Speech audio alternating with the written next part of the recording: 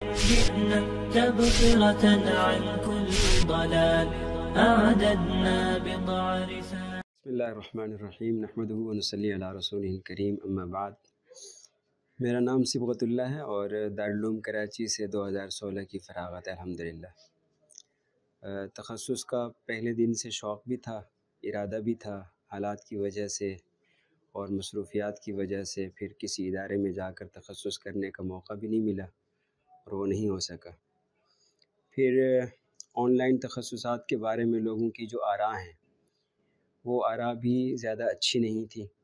خاص طور پر بڑے بڑے مفتیان کرام کو بھی اس کے بارے میں لب کشائی کرتے ہوئے دیکھا تو ایک قسم کی حوصلہ شکنی ہوتی رہی اور پھر ارادہ بنتا بھی رہا، ٹوٹتا بھی رہا، یہاں تک کہ عالمی مجلس مفتیان کرام کا تعارف کسی نے کروایا.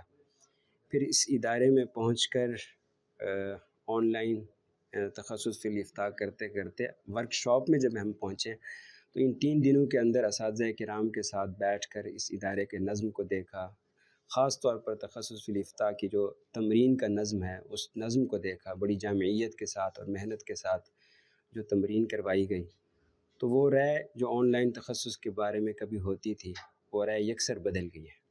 اب ہم کہہ سکتے ہیں اور پورے اعتماد کے ساتھ کہہ سکتے ہیں کہ وہ لوگ جو آن لائن تخصص فی الافتاء کے بارے میں نیگیٹو نقطہ نظر رکھتے ہیں یا پھر اس کو پھیلاتے ہیں یا پھر اس کو آن لائن تخصص کو طنز و مزاح کا عنوان بناتے ہیں، وہ خیر کے ایک بڑے راستے کو مسدود کر رہے ہیں.